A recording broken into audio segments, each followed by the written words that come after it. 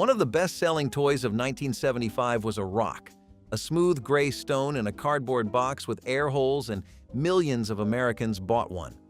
That is the kind of decade we are talking about. Number 47 on this list was a plastic head you could give a haircut, except the hair never grew back, so the fun was over in 10 minutes. Number 12 was so confusing that the commercial spent 30 seconds trying to explain what it was supposed to do. And number 31 leaked corn syrup across more living room carpets than any toy before or since. The 1970s and 1980s produced toys that no focus group today would approve, no safety board would pass, and no kid could resist. Here are 60 of the funniest toys from those 2 decades that you totally forgot about. Lawn darts were the kind of toy that made parents nervous for good reason. Marketed as a fun family game, they were basically long, heavy darts with pointed metal tips that you tossed into the air toward plastic rings on the ground. The idea was simple: hit the target, score a point, celebrate. The reality, though, was far from safe. Those darts could come down like miniature spears, embedding themselves in lawns, decks, and sometimes people. Families loved playing them at barbecues and backyard gatherings, and most assumed nothing bad could happen, until it did. Hospitals began reporting cases of serious head injuries and even deaths. In one tragic instance, a young boy was struck in the skull, leading to the nationwide outcry that finally got the toy pulled from shelves. Despite being banned, many households kept their sets hidden away, unable to part with the nostalgia. Looking back, it is almost unbelievable that something so lethal was once sold as harmless fun. It was a symbol of a fearless decade when danger and excitement often came in the same package. When the Star Wars action figures hit store shelves in 1977, no one could have imagined how much they would change childhood and toy history forever. Kids who had just seen Luke Skywalker, Princess Leia, and Darth Vader on the big screen could suddenly hold the galaxy in their hands. These figures were not just toys. They were an invitation to relive the adventure, to build a personal version of the universe where the battle between good and evil never had to end. Parents hunted them down, stores sold out faster than you could say "the Force," and children improvised entire worlds with cardboard boxes as spaceships. The details were simple, but the imagination they sparked was limitless. For many, these were more than plastic figures. They were companions through endless afternoons of make-believe. The figures did what no movie sequel could ever do. They let you keep the story going. And when those tiny lightsabers snapped into hands barely the size of a pencil eraser, a generation discovered that wonder could fit in the palm of a child's hand. The Star Wars action figures did not just launch a franchise. They launched a culture of play that still defines American nostalgia today. The off-brand fashion doll. Her legs did not bend, her arms stuck out stiff, and her outfits looked like they were sewn together in a hurry. But she was yours. She came in thin cardboard boxes with see-through plastic windows, the kind that bent easily and tore at the edges. The doll's hair was coarse, often shedding after a few brushings. But kids brushed it anyway, pretending it was just as glamorous as Barbie's shiny blonde locks. Her outfits rarely matched, sometimes pairing sequins with plaid, but children still held fashion shows across bedroom floors. What made her special was not her quality. It was the imagination poured into her. She stood in for the Barbie dream house you never had, drove cars made from shoeboxes, and married any toy that fit the role, even a stuffed bear. Kids did not care that her heels were painted on or her knees stayed locked straight. She was still the star of endless pretend adventures. Today, collectors laugh at the memory of these stiff plastic dolls, but back then, they carried the same magic as their name-brand counterparts. Looking back, it is clear she represented more than a toy. She was proof that imagination could fill in all the missing pieces. Do you remember brushing stiff hair that came out in clumps, still convinced your Barbie was the real deal? Mad balls were the kind of toy that made parents shake their heads but made kids laugh until they could not breathe. These rubber balls were painted with the most grotesque, exaggerated monster faces you could imagine.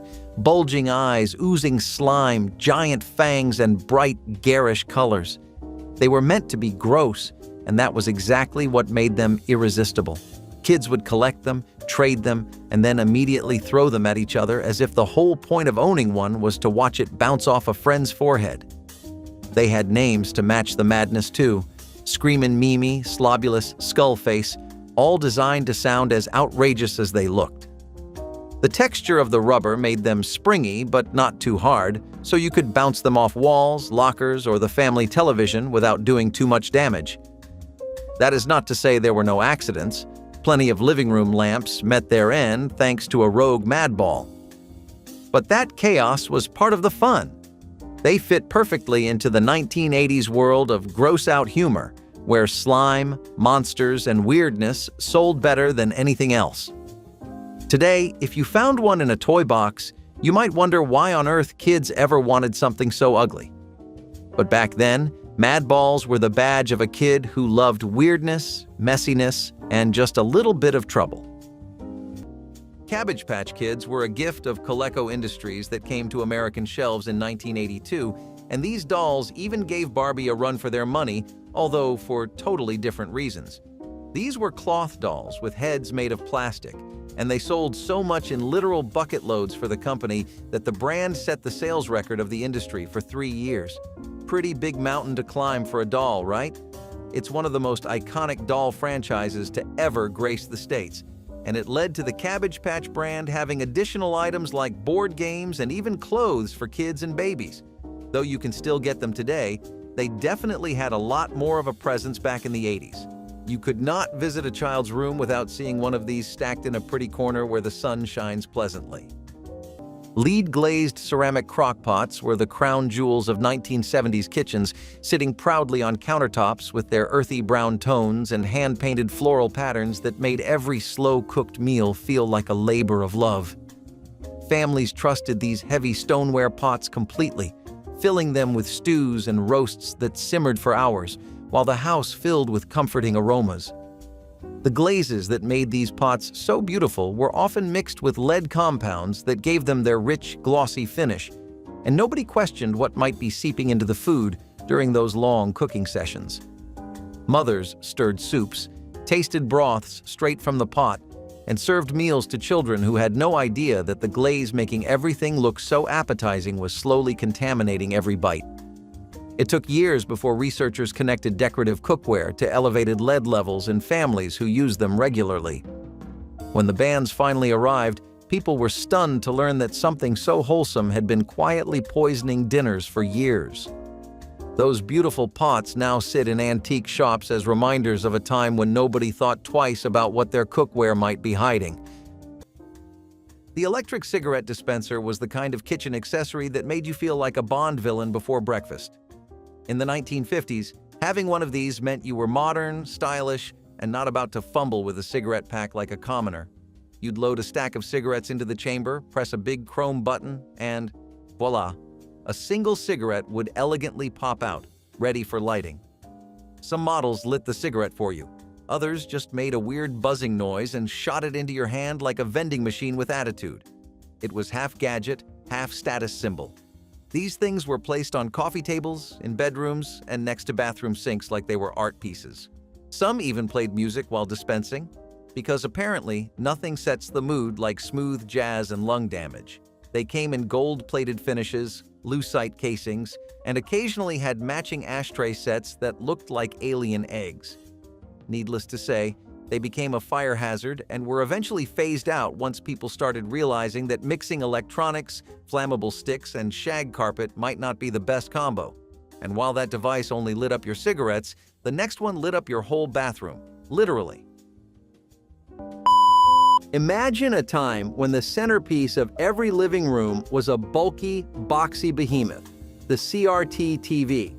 Coming into prominence in the 1950s, this technological marvel turned the humble living room into a bustling family theater.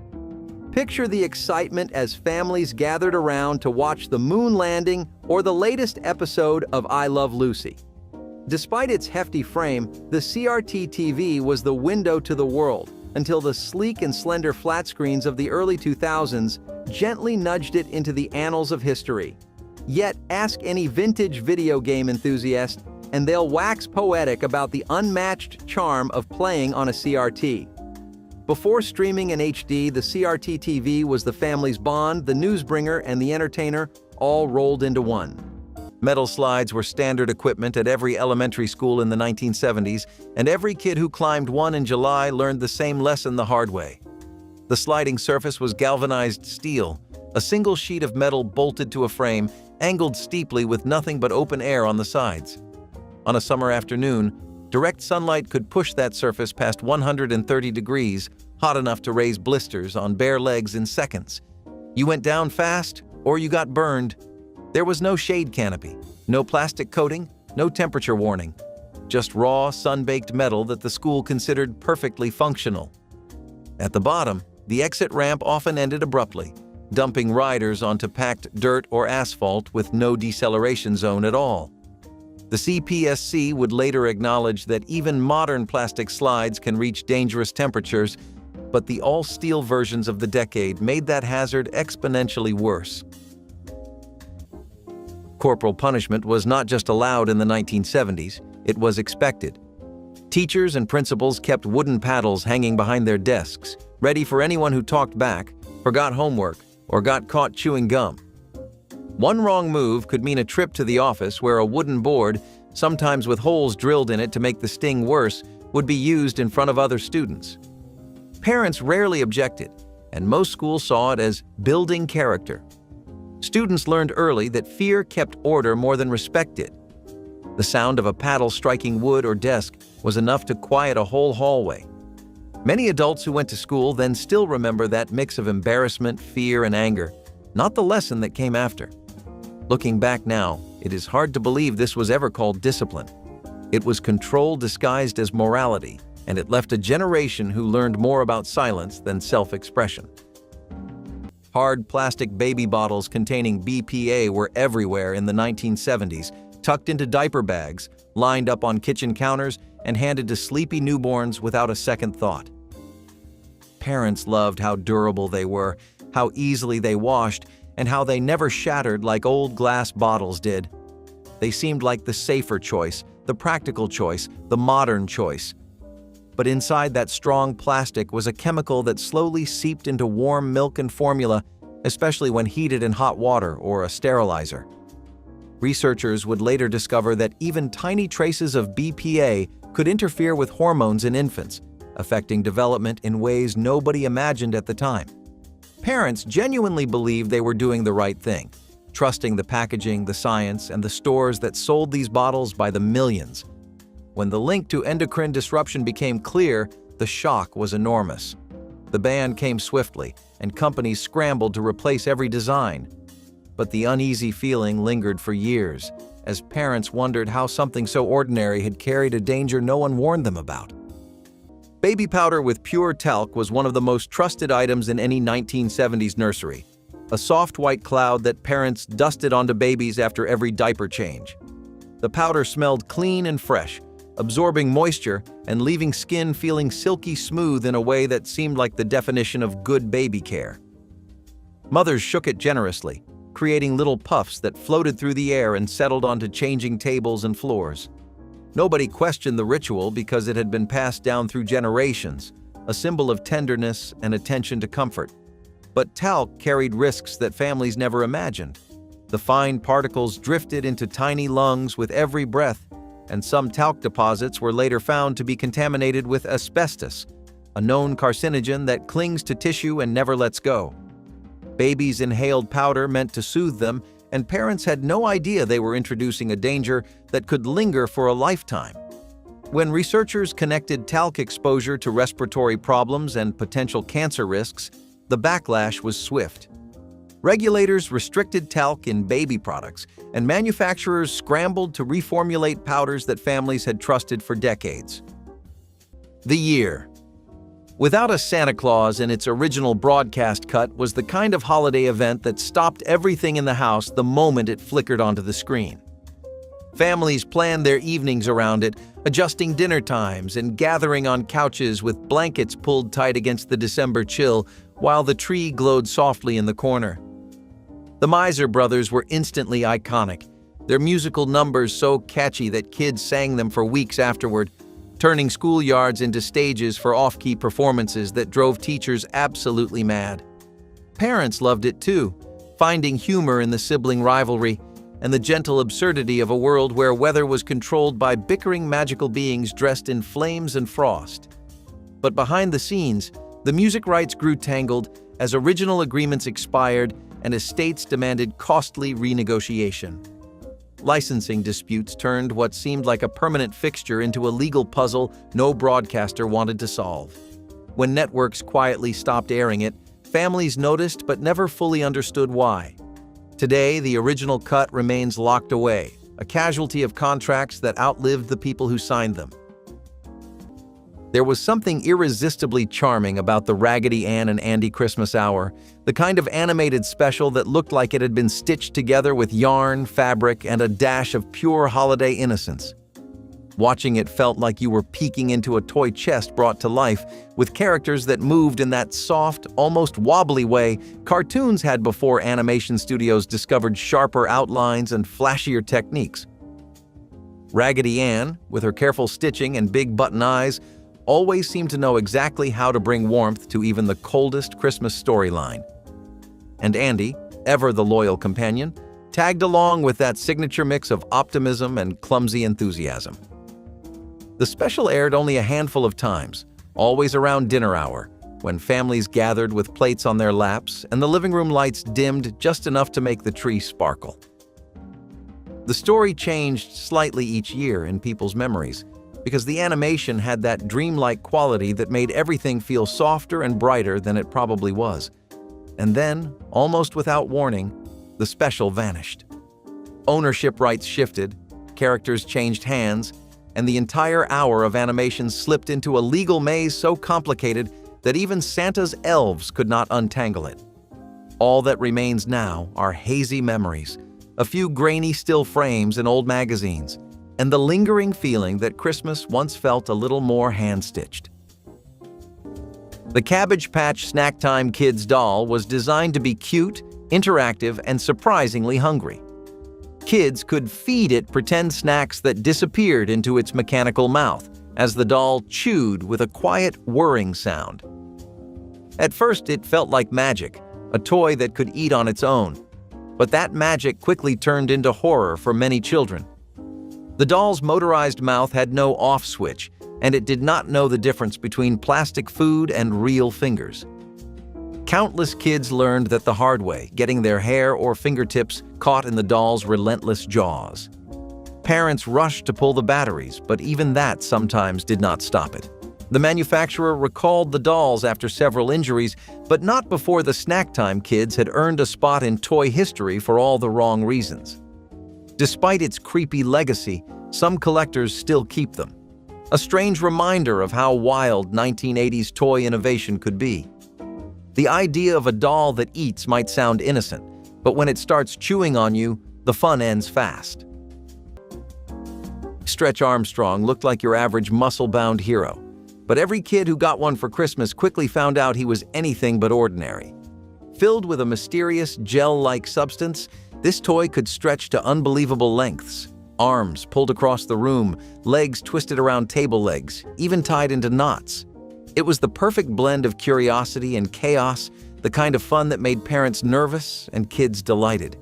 You could spend hours testing his limits, laughing when he snapped back into shape as if nothing had happened. He was indestructible. Or at least he seemed that way until you went too far and that strange goo started leaking out. Still, Stretch was unlike anything before him. In a world filled with action figures that stood stiffly in place, he invited movement, creativity, and a little mischief. The simple act of stretching him across the room became a test of childhood strength and imagination. He was the friend who could take a beating and still smile back at you. Stretch Armstrong was more than a toy. He was a symbol of durability, resilience, and the untamed energy of the 1970s kid. Not everyone had Optimus Prime or Megatron in the 1980s. Some kids had the knockoff versions, robots that sort of turned into cars if you were patient and careful. They looked the part in the package, but 2 transformations later, something snapped, and the toy was permanently stuck halfway between a robot and a truck. The plastic was brittle, the paint uneven, and the joints loose. Still, the idea of owning a Transformer was enough. Kids bragged about them at school, twisting arms and legs with the hope it would hold together just one more time. The stickers peeled within days, and wheels fell off, but the toy survived in spirit if not in function. These knockoffs were bought at dollar stores, gas stations, or flea markets, often in plain boxes with names like Robot Car or Changeable Machine. They did not have the slick commercials or Saturday morning cartoon heroes behind them, but they gave kids the feeling of being part of the craze. And sometimes, that was enough. Looking back, they were clunky and fragile, but they still carried the thrill of owning something that looked close to what the cool kids had. Do you remember forcing a knockoff Transformer back into shape, praying it would not break before the battle began? Boglins were another bizarre creation that somehow turned creepy into cool. These were rubber hand puppets that looked like swamp goblins with wrinkled faces, glowing eyes, and slimy skin textures. You slipped your hand inside and suddenly had control of a blinking, snarling little monster that could move its eyes and mouth. They came packaged in little plastic cages, complete with bars, as if you were adopting a dangerous creature from a swamp. The marketing leaned into this. It was all about unleashing something wild and mischievous. Kids loved using them to freak out their siblings or scare the family cat. The rubber was thick and flexible, giving the puppets a surprisingly realistic range of motion, which made them feel alive in your hands. The commercials promised they were not just toys. They were creatures waiting to be let loose. It was equal parts fun and unsettling, the kind of toy you brought to school just to get a reaction. While parents thought they were strange and maybe even a little ugly, kids saw Boglins as proof that toys did not have to be cute to be entertaining. They were slimy, weird, and unforgettable. A perfect slice of 1980s toy insanity. Well, what if you did not like playing with dolls and figures? Not even the action toys? The NES was there to save you.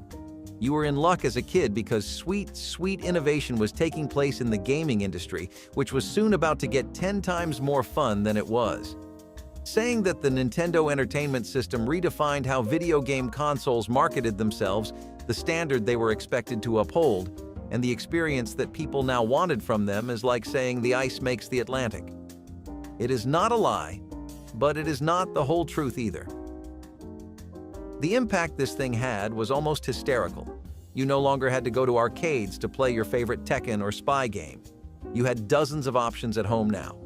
It was cheap, portable, the games were cheap, and it gave us gems like the Super Mario Bros. And Dragon Warrior series.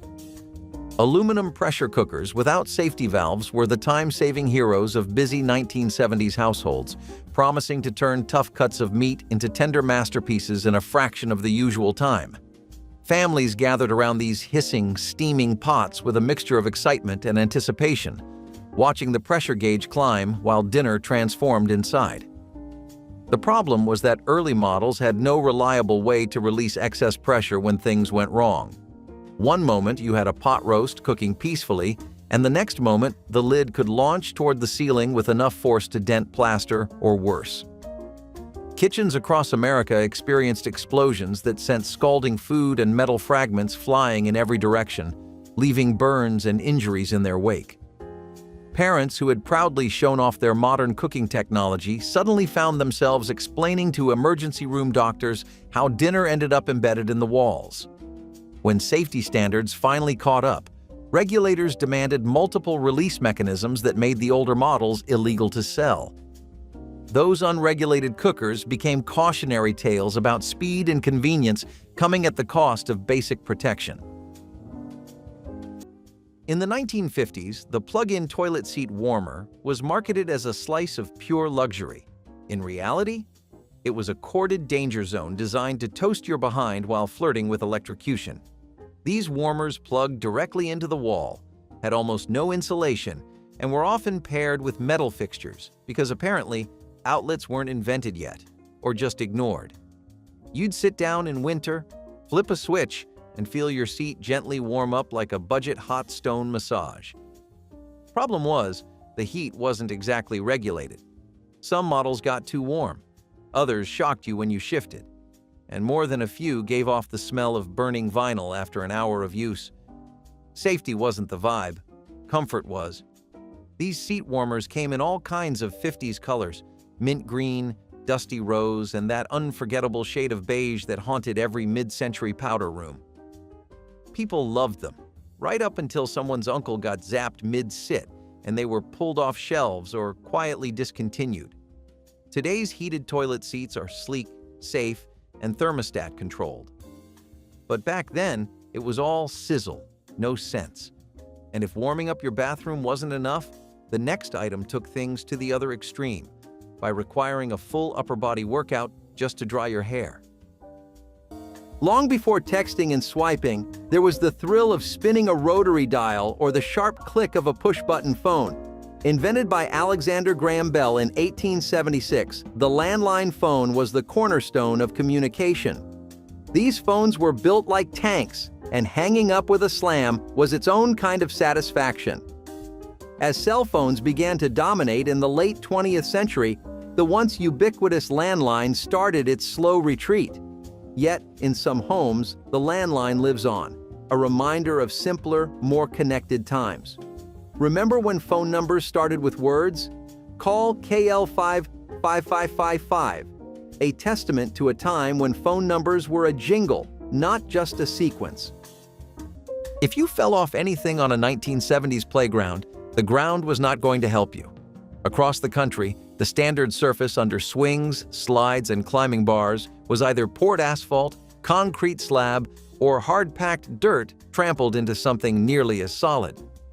A 1994 survey by the U.S. Public Interest Research Group examined 443 playgrounds nationwide and found that 92% lacked adequate shock-absorbing surfacing. The report concluded that a fall onto concrete from as low as 2 inches could produce a life-threatening head injury in a child. 2 inches. The entire concept of impact-attenuating ground cover, wood chips, rubber mulch, poured rubber, did not exist in standard practice. The CPSC would not publish its first surfacing recommendations until 1981, a full decade after the agency was created. Every fall from every piece of equipment ended the same way, on a surface that gave back exactly as much force as it received. Public punishment in classrooms was another normal part of 1970s schooling, and nothing symbolized that better than the dunce chair. If you were caught daydreaming, laughing too loud, or falling behind, you could be made to sit at the front of the class facing the wall while everyone else stared. Sometimes teachers made kids wear a paper hat or hold a sign that said slow or lazy. Humiliation was a teaching tool, and students were told it would make them stronger. But the truth was, it made children terrified of making mistakes. Many adults still feel that pang of shame when they think about being singled out for something as small as a spelling error. The dunce chair was less about correction and more about control, a way to remind everyone watching what happens if you step out of line. Today, that kind of cruelty would never pass as education. Lead-painted crib railings were once considered perfectly normal in nurseries across the country, their cheerful colors designed to catch a baby's eye and brighten any room. Parents painted cribs with whatever was on sale at the hardware store, never stopping to question what made those paints so glossy and durable. Babies did what babies always do, gripping the rails with tiny fists and gnawing on the painted wood during long teething nights. Nobody realized that each bite transferred tiny flakes of lead directly into their systems, building up silently over weeks and months. Lead poisoning does not announce itself loudly. It creeps in slowly, affecting brain development, causing behavioral changes, and leaving damage that went undetected until much later. Parents who thought they were providing a beautiful space for their newborn were unknowingly creating a source of invisible harm. When researchers traced developmental delays back to these painted rails, regulations banned lead in household paints. By then, countless cribs had already done their quiet damage. It remains one of the most heartbreaking discoveries of the era, a reminder that loving efforts can carry risks. Vintage baby formula with unsafe additives seemed like a miracle of modern science in the 1970s, offering busy mothers an alternative to breastfeeding that promised complete nutrition in a convenient powder or liquid. Parents trusted the labels and the pediatricians who recommended specific brands without hesitation. Formula feeding became normalized as families embraced products that fit into faster-paced lifestyles. What most parents did not know was that early formulas contained ingredients that would never pass modern safety standards. Some formulations included sweeteners, preservatives, and stabilizers that researchers later linked to health concerns ranging from allergies to developmental issues. Regulations governing baby food were far less strict, and companies assumed that ingredients safe for adults must be safe for infants. Babies consume these formulas daily, absorbing whatever chemicals manufacturers chose to include. When stricter food safety laws arrived, many additives were quietly removed or banned outright, leaving parents who had trusted those formulas feeling betrayed. It is troubling to realize that feeding a baby once carried hidden risks nobody understood until science caught up. Rudolph's Shiny New Year was the kind of sequel that felt less like a cash grab and more like a gift to children who could not get enough of their favorite reindeer and his glowing red nose. The story took Rudolph far beyond the North Pole, sending him on a quest to find a lost baby called Happy, who held the fate of the coming year in his tiny hands. Strange islands appeared, each one stranger than the last, populated by characters who seemed plucked from a fever dream of holiday cheer and ancient mythology blended together. Kids watched with wide eyes as camels, whales, and a terrifying vulture named Eon chased Rudolph through landscapes that looked nothing like anything else on television at the time. But years later, the character rights became a battlefield as multiple studios claimed ownership, estates intervened, and lawyers replaced animators as the people shaping Rudolph's future. Streaming platforms passed on the title rather than untangle the mess. What was once a beloved adventure became a cautionary tale about intellectual property, locked behind legal walls too high for nostalgia alone to climb. Long before the polished, jingling world of Rankin Bass completely took over holiday animation, there was a curious little off-brand Frosty special that flickered onto screens for a very short window of time. Frosty's Magical Christmas Adventure had the kind of charm that comes from trying your absolute best with whatever budget you have. And trust me, this one did not have much to brag about. Frosty himself looked slightly different from scene to scene, sometimes a bit rounder, sometimes a bit taller, and occasionally with a face that seemed surprised by its own existence. But that unpredictability was part of the fun. Kids did not care if the snowflakes looked more like falling cotton balls or if Frosty's hat tilted at an angle that defied physics. They cared that he talked, he laughed, and he led the children through a holiday adventure filled with snowy hills, twinkling lights, and the kind of magic only the 1970s could get away with. The music leaned heavily on bells, flutes, and whatever instruments the studio had lying around. The backgrounds looked like watercolor paintings that had been left out during a snowstorm. But it worked. It felt cozy, homemade, and sincere. Sadly, when the official Frosty franchise tightened its hold on the character, this little offbeat special disappeared instantly, swallowed up by licensing rights that left no room for unofficial magic. To this day, people swear they remember it, even if nobody can find a surviving tape. The Battlestar Galactica missile-firing action figures were supposed to be every young sci-fi fan's dream come true. The toy line mirrored the excitement of the television show, with detailed spaceships and figures that could actually shoot small plastic missiles. Kids loved the realism, until that realism turned deadly. The missiles were small enough to fit into a child's mouth, and tragically, one boy choked to death after accidentally inhaling a projectile. That single event led to a massive recall and a permanent change in toy safety design. From that moment on, most manufacturers removed missile-launching features or made projectiles too large to swallow.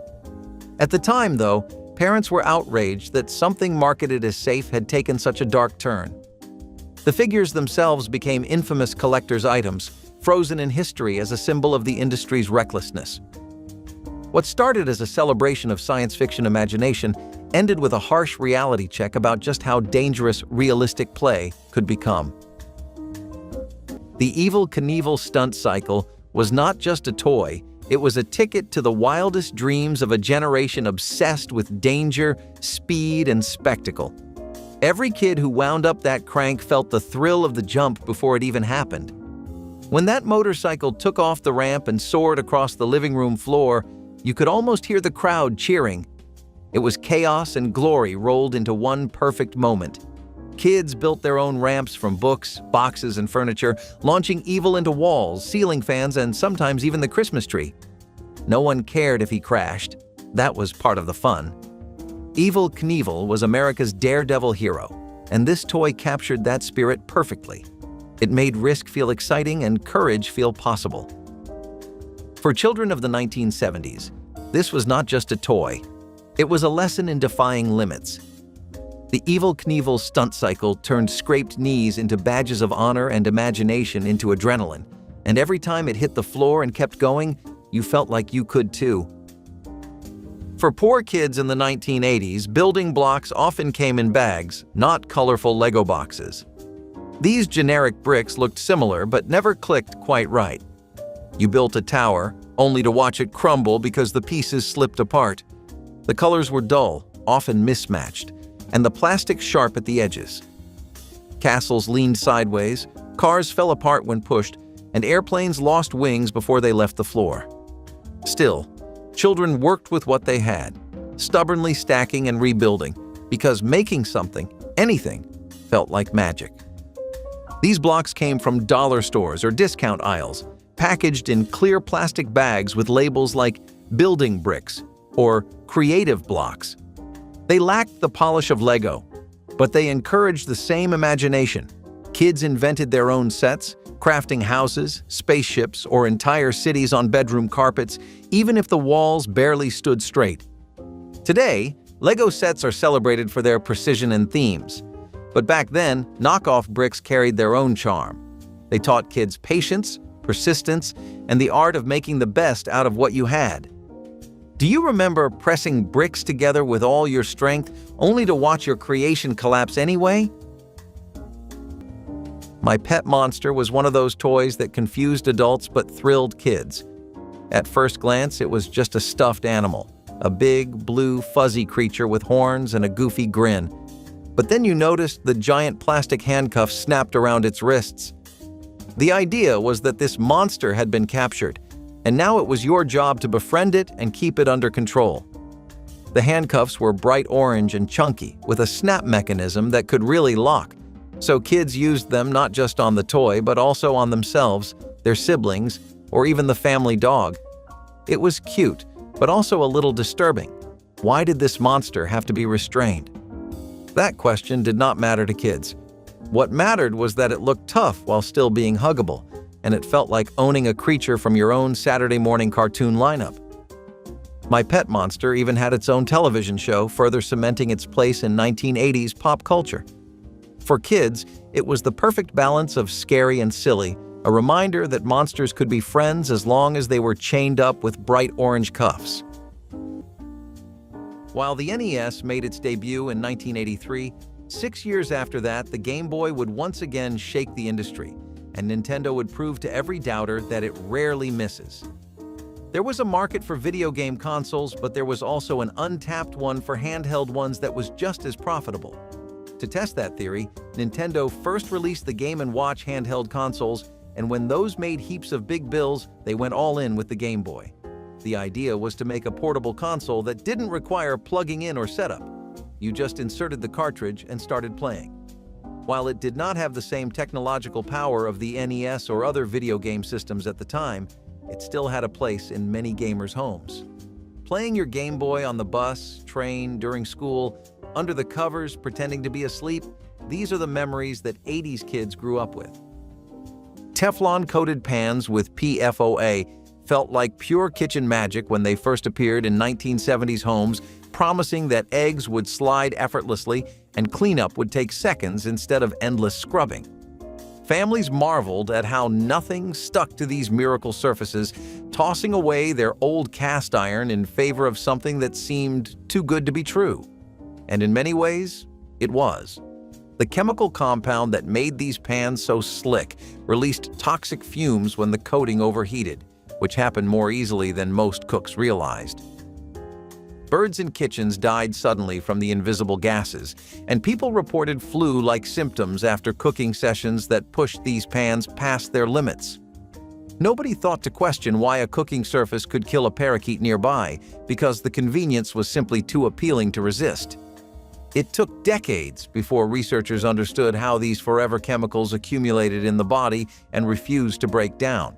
When regulators finally stepped in, the original formulations were banned. But the memory of those early pans lingers uncomfortably for anyone who spent years breathing in fumes they never knew existed. Before Dyson made hair dryers look like unidentified flying objects, drying your hair meant cranking a handle like you were powering a small boat. Hand-cranked hair dryers were exactly what they sound like. Metal contraptions with a crank on one side and a nozzle on the other. You had to turn it by hand while pointing it at your hair, hoping the airflow was warm enough to do something besides blowing strands in every direction. Some models required two people, one to crank, one to aim.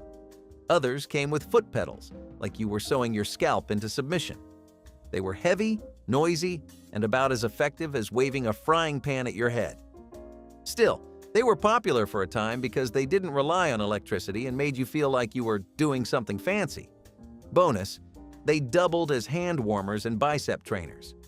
The chrome finish gave them a cool, space-age look until they started rusting from constant bathroom humidity.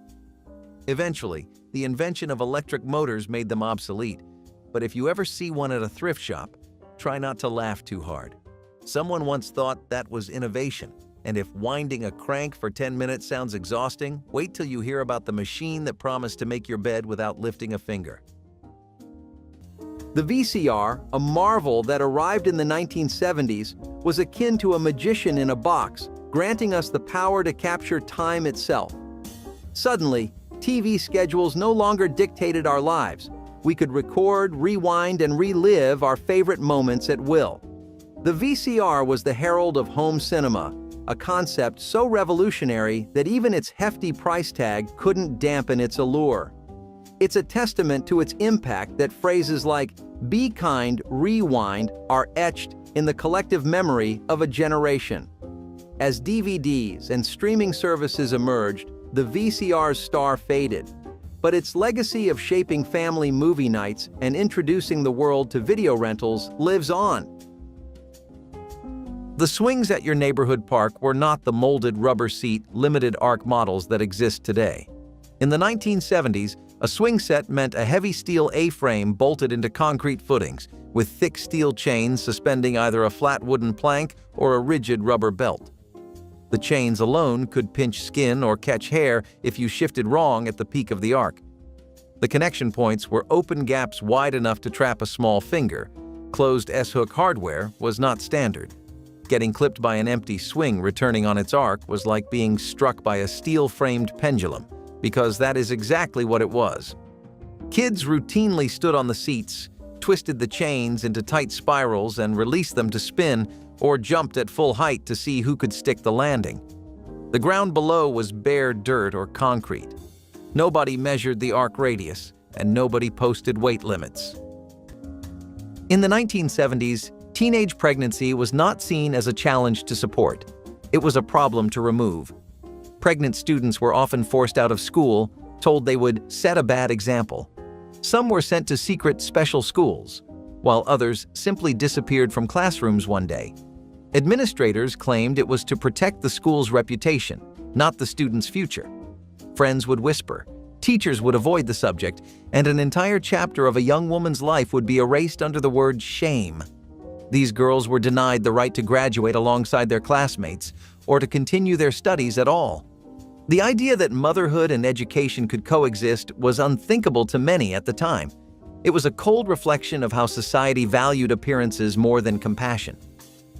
Looking back, this rule did more than hide pregnancies. It hid humanity. Drop-side cribs without safety locks were once the standard in every nursery, marketed as the smartest solution for tired parents who needed to lift babies during late-night feedings. The side panel slid down smoothly, making it easier to reach a crying infant without straining your back. Families trusted these cribs completely, handing them down through generations. But the hardware that made them convenient was also dangerously flawed. Over time, screws loosened, plastic parts cracked, and rails began to detach without warning. Babies rolled toward the gap, slipped through openings that should have stayed closed, and became trapped between the mattress and the lowered side. The accidents were devastating, often happening silently while parents slept in the next room. Investigators documented case after case of infants who suffocated or strangled in cribs used without incident for years. When the federal government finally banned drop-side cribs entirely, the decision came with an urgency that shocked parents who had never considered the risk. It is haunting to think how many families placed their newborns into something so quietly dangerous. Lead crystal baby cups and dishes were treasured gifts in the 1970s, often presented at baby showers or christenings as elegant keepsakes meant to last a lifetime. These sparkling pieces caught the light beautifully, turning feeding time into something that felt refined and special. Parents displayed them proudly on nursery shelves or used them for milestone moments like first sips of juice.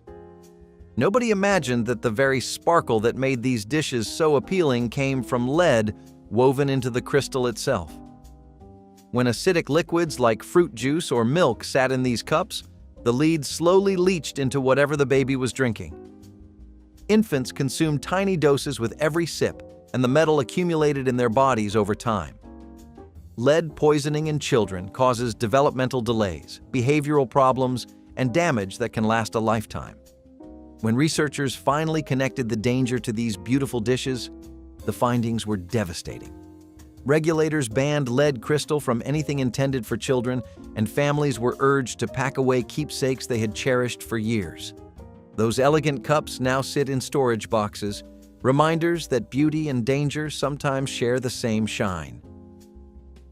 Nestor, the long-eared Christmas donkey, arrived in living rooms with a gentle sincerity that caught many families completely off guard during its original broadcast. The story followed a small donkey ridiculed for his oversized ears, wandering through a harsh winter landscape until destiny placed him beneath a star and beside a manger in Bethlehem. It was unmistakably religious, unapologetically sentimental, and surprisingly moving for a stop-motion special aimed at young children watching on a cold December night. Kids connected with Nestor's loneliness and eventual triumph, while parents found themselves wiping tears during scenes they had not expected to hit quite so hard. Churches recommended it, and families added it to their annual traditions without hesitation or question. But as broadcasting standards shifted, Nestor quietly slipped off schedules across the country. Religious content became a liability rather than a selling point, and the special's overtly faith-based message made programmers nervous. No major streaming service picked it up, and home video releases grew scarce as contracts lapsed without renewal. The Little Rascals Christmas cartoons were the kind of specials that made kids feel like they were part of a mischievous holiday club. The animation was rough around the edges, as if someone had sketched the characters on notebook paper and breathed life into them at the last second. The gang's Christmas stories usually involved grand plans that spiraled out of control almost immediately. Spanky wanting to fix a crooked tree, Alfalfa trying to serenade carolers without missing a note, Darla attempting to organize a holiday pageant that went sideways the moment Buckwheat showed up with his enthusiastic improvisations. And of course, Pete the pup wandered through scenes in that calm, unbothered way only a dog can manage. Families would tune in expecting harmless chaos, and always got exactly that. But the humor reflected the era, mixing slapstick antics with character portrayals that modern audiences would not find so charming anymore. Licensing for the Little Rascals was already a web of complications, with ownership of specific characters jumping from studio to studio over the decades. Add in outdated depictions and jokes that have not aged particularly well, and the cartoons quietly slipped into the vault. They were never remastered, never reissued, and barely mentioned in rerun blocks afterward. Still, for many who watch them on snowy December mornings, these scrappy, heartfelt, chaotic cartoons hold a sentimental place impossible to forget. Clackers were one of those toys that seemed harmless until you actually used them. 2 acrylic balls were attached to strings, and the goal was to swing them up and down in rhythm so they smacked together with a loud clack. Kids loved the sound and the challenge, spending hours perfecting the timing. Sometimes they would form small groups on driveways or at recess, each trying to master double or triple clacks while the others watched in awe. The plastic would heat from friction, adding an odd smell and a bit of smoke to the mix. But no one cared. It felt like an accomplishment. Even when their hands were sore and their wrists bruised, they kept going, determined to get that perfect sound. But anyone who owned a set knows what came next. Those plastic balls were made of hard, brittle material that could shatter under pressure. When they did, the pieces flew fast and sharp, right into faces, eyes, or walls. Parents tried to tape them up or replace them, but the danger was baked into the design. Eventually, schools and parents' groups began pushing for bans after a wave of injuries swept the country. Still, for many who grew up then, that loud rhythmic clicking brings back memories of hot summer afternoons and bruised knuckles. They were flashy, fun, and far too dangerous to survive the modern world. The big wheel was more than a tricycle. It was freedom molded in bright plastic. Low to the ground and fast on the pavement, it gave kids their first taste of independence, their own ride built for adventure. For many, it was the first time they could race without training wheels, feeling the wind rush past their face with nothing but plastic wheels between them and the world. That first skid around the corner or slide down the driveway was pure electricity, childhood's version of flight. You could hear that plastic wheel scraping the sidewalk from blocks away, the sound of pure childhood joy echoing through suburban streets. It was the kind of toy that brought the neighborhood together, a parade of kids racing down driveways with hair flying and laughter trailing behind them. Parents loved it because it was safe, but kids loved it because it felt dangerous. You were inches from the ground, turning sharp corners, skidding, spinning out, all in your own backyard.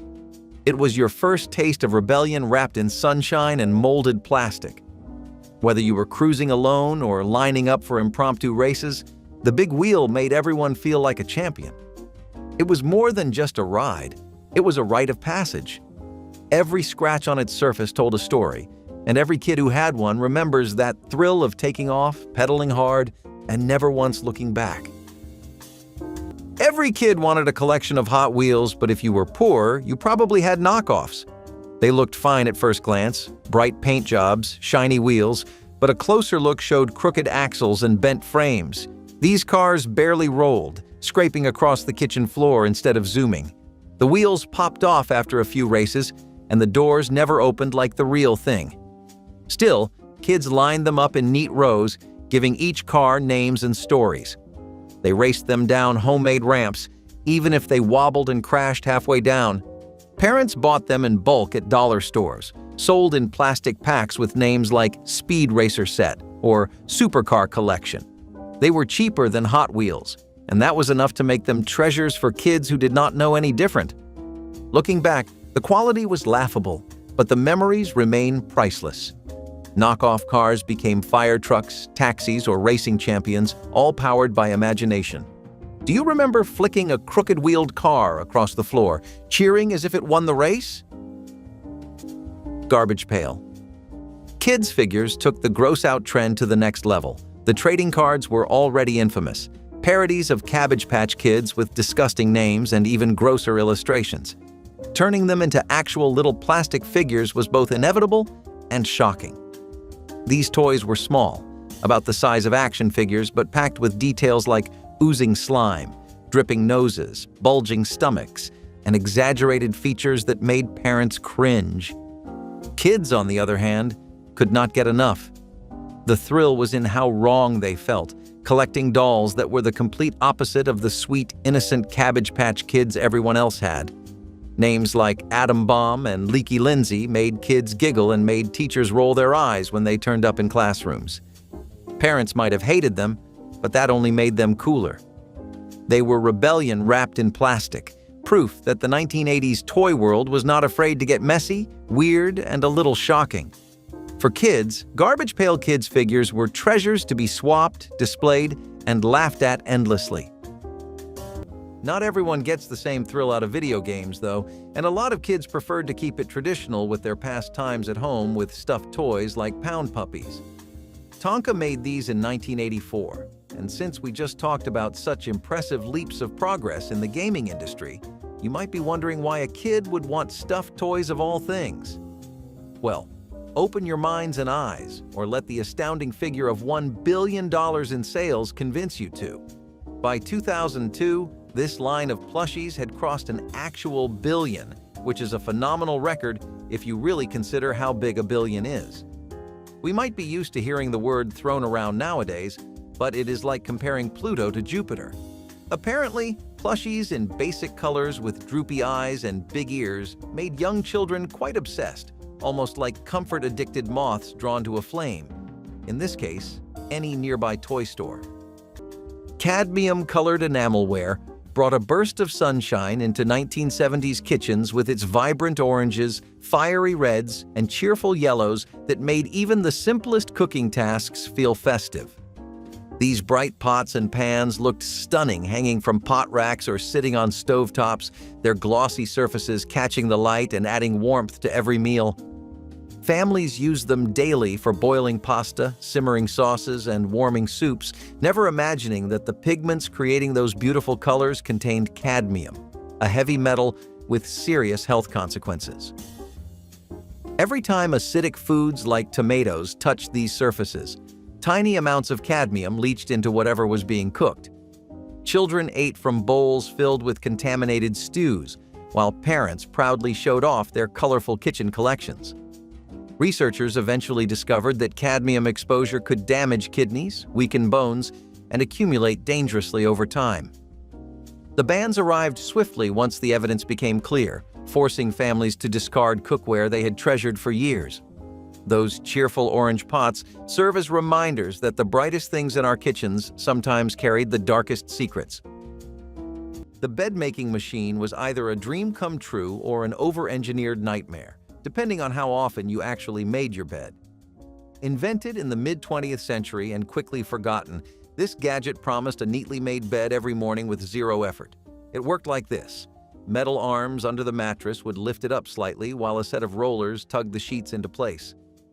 Sounds smart, right? Until you saw it in action.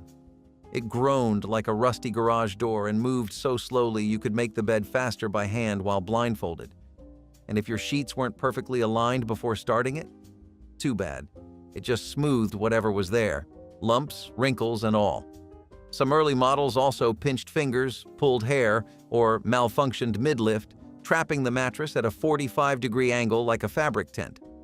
It was supposed to be the future of lazy living, but between the noise, weight, and price tag, it became more of a conversation piece than a daily helper. Eventually, manufacturers stopped pushing it, and the machine quietly disappeared from the market. Unlike this next invention, which didn't disappear so much as get sucked straight into your wall. In the 1950s, music found its wings with the transistor radio, transforming beaches into personal concert venues where friends gathered, basking under the sun while top 40 tunes played, a soundtrack to youthful summers. This small device brought melodies and voices not just into homes, but into open spaces, making the world feel a touch smaller, fitting snugly into one's hand. Inventors like William Shockley gave us a tool that connected us to the outer world in a manner both intimate and expansive. The radio delivered music, news, and live sports with a static crackle, adding a layer of authenticity to every broadcast. Despite the digital age, radio's essence survives, transformed yet enduring, a testament to its role as the soundtrack of the 20th century. Before the CPSC ever published a height guideline, jungle gyms in American schoolyards regularly reached 12 feet or higher. Some catalog models from companies like Narragansett Machine Company topped 14. The bars were tubular steel, cold and slick from morning dew or rain, and the spacing between rungs was not standardized. A small child's foot or head could slip through gaps that were never tested for entrapment. A study published in the Journal of Accident Analysis and Prevention found that kids were twice as likely to sustain serious injuries when falling from heights above 5 feet. The average 1970s jungle gym exceeded that threshold by a factor of 2. There was no safety netting, no enclosed platform at the top, and the landing zone was whatever surface the school happened to have, usually asphalt or packed earth with no cushioning properties whatsoever. But while the jungle gym at least stayed in place, fashion was rebellion in the 1970s, and for girls, something as simple as wearing pants could get them sent home. Many schools enforced strict dress codes requiring dresses or skirts below the knee. Jeans, slacks, or anything resembling male clothing were banned in the name of modesty. A girl wearing pants was often called disrespectful, even immoral.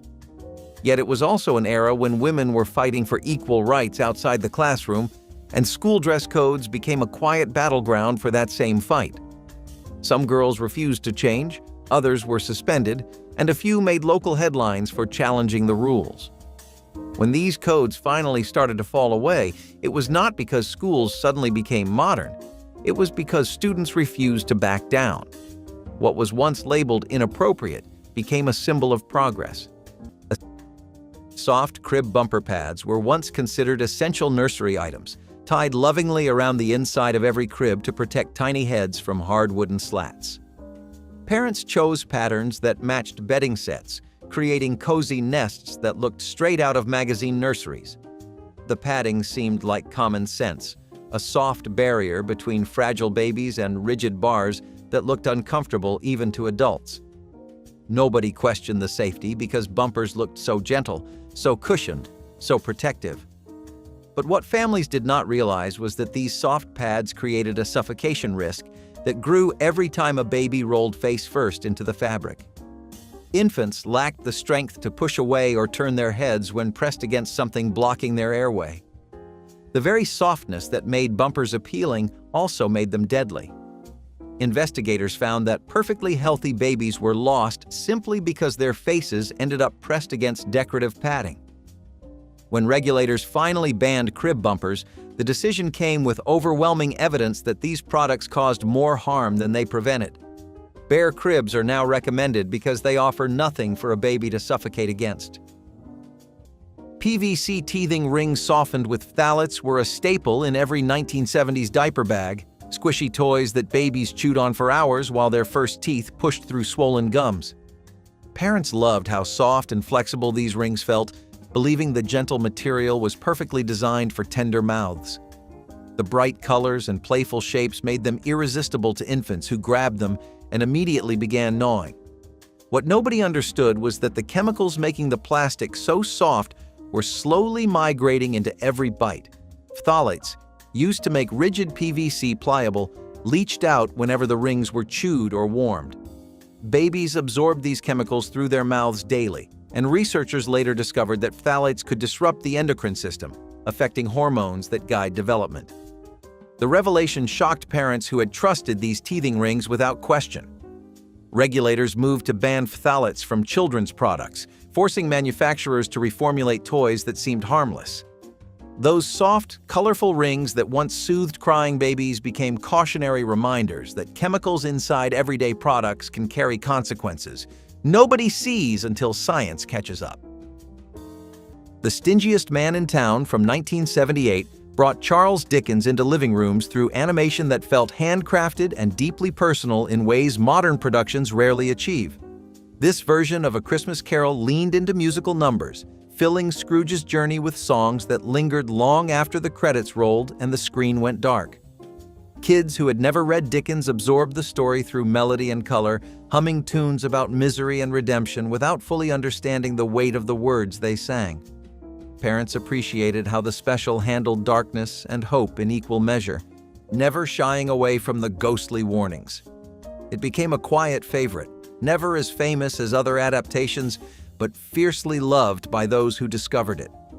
Then the studio that owned it collapsed, swallowed by mergers that scattered its catalog like leaves in a winter storm. Rights transferred to entities with no interest in holiday specials, and the paperwork needed to release it simply never materialized. The stingiest man in town became a ghost itself, haunting the memories of viewers who swore it existed even as evidence disappeared.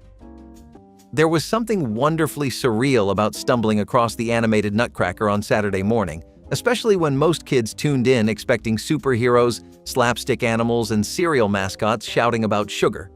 Instead, you got ballerinas gliding across hand-painted backdrops, soldiers marching with dramatic orchestral thumps, and dream sequences that floated along in soft pastel colors. It was not fancy animation by any means, but it had an earnest charm that pulled you in whether you understood the story or not. The characters would twirl and leap with movements that seemed slightly too ambitious for the animators, resulting in poses that held for half a second longer than intended. But instead of feeling awkward, it somehow added to the dreamlike quality of the whole production.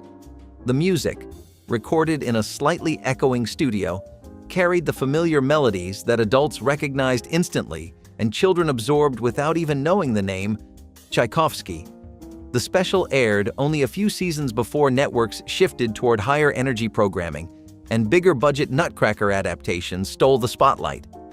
With no reruns, no home release, and no surviving press materials outside a few grainy photos, this delicate little version faded into the shadows.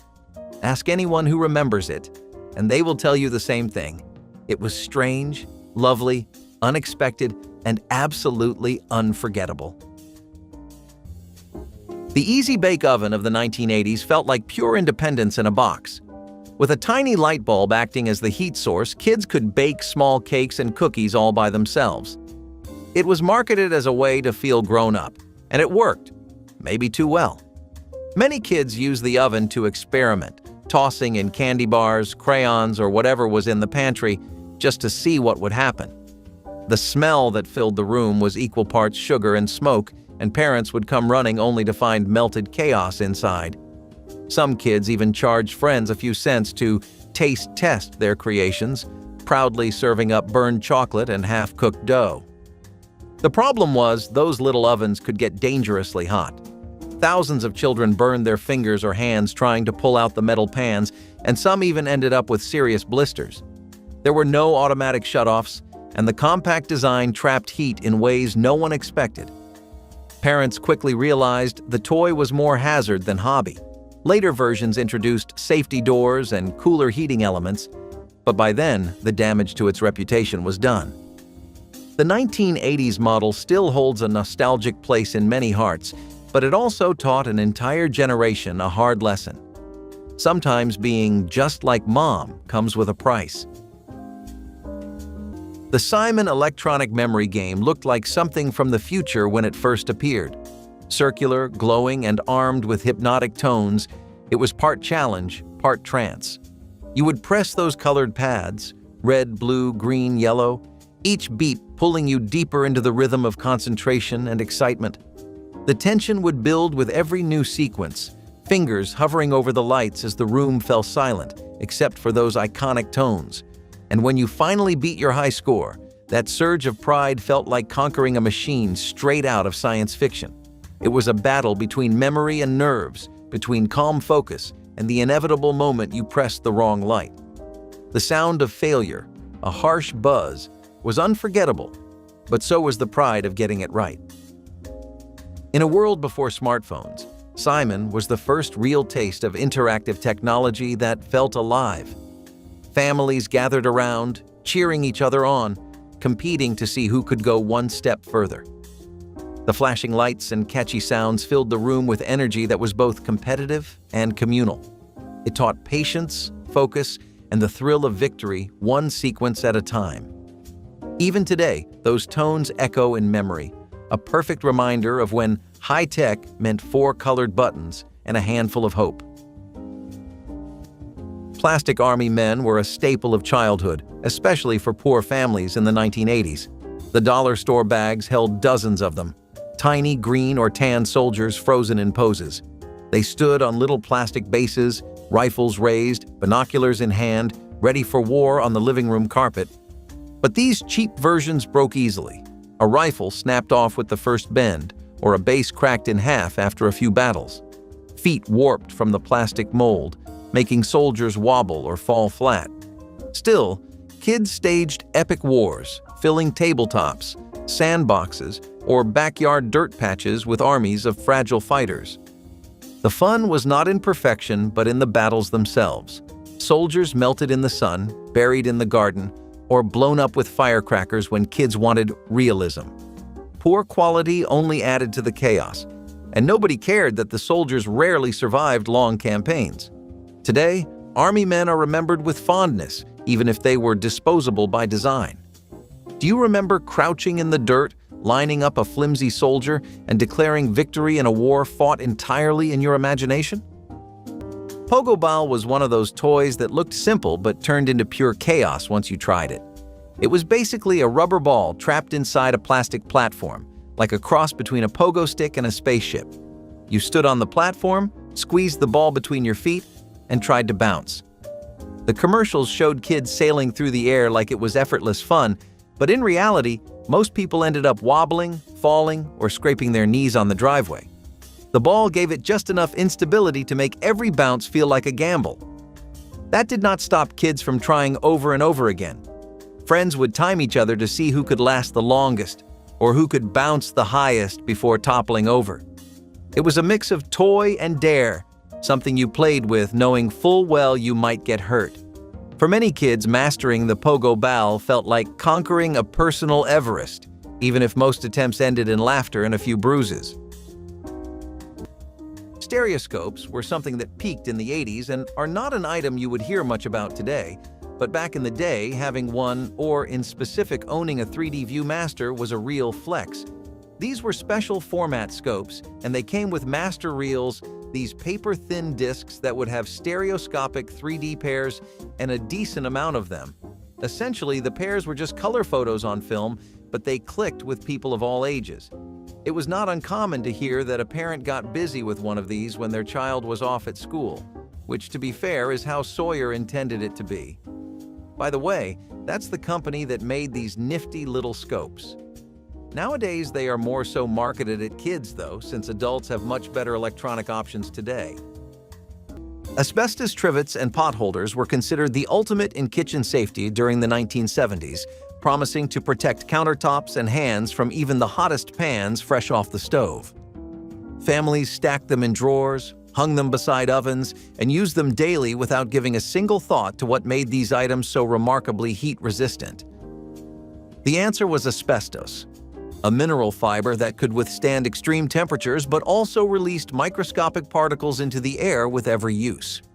Each time someone grabbed a potholder to lift a casserole or slid a trivet under a sizzling skillet, invisible fibers drifted through the kitchen into the lungs of everyone nearby.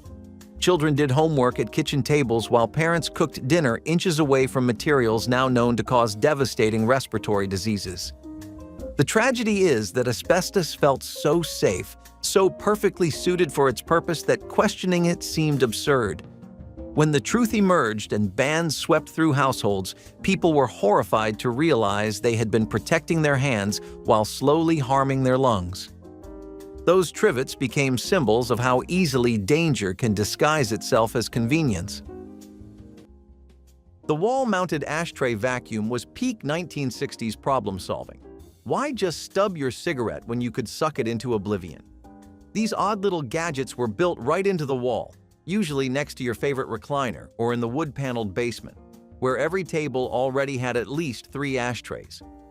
The idea was simple. You'd flick your ash into the metal tray, press a button, and a small vacuum would slurp up the ashes and cigarette butts into a hidden collection chamber behind the wall. Gone in a puff. No mess, no fuss, just the sweet hum of carcinogens disappearing into the drywall.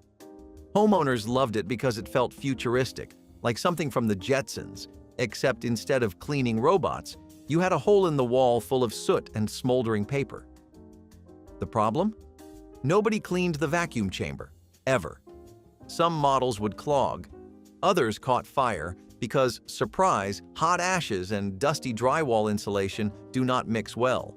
They also became nesting grounds for bugs, mold, and whatever else liked warm, smoky crevices. Eventually, fire codes caught up, and these were phased out, or sealed up and forgotten behind retro wallpaper. If your grandparents had one, it's probably still hiding back there, waiting patiently in the shadows. And while that one tried to hide your bad habits, the next device went all in on pretending to fix them, with a jiggly vengeance. The typewriter, with its rhythmic tap-tap and the ceremonial ding at the end of a line, was the soul of written communication. From Mark Twain to the Beat Poets, it was the instrument of choice for crafting narratives. The introduction of electric models, like the IBM Selectric in the 20th century, was akin to moving from a horse-drawn carriage to a sleek automobile. Yet, the dawn of personal computing in the late 20th century gently ushered this stalwart into the shadows. Still, the typewriter remains a symbol of creativity and nostalgia, cherished by those who yearn for the tangible imprint of ink on paper. The merry-go-round was a hazard that moved. The standard playground model of the 1970s was a flat steel platform, sometimes 10 to 16 feet in diameter, mounted on a center post and spun entirely by hand. There were no speed governors, no braking mechanisms, and no limit on how fast older kids or adults could push the thing. Miracle Recreation Equipment Company of Grinnell, Iowa, one of the largest playground manufacturers in the country, sold merry-go-rounds by the thousands.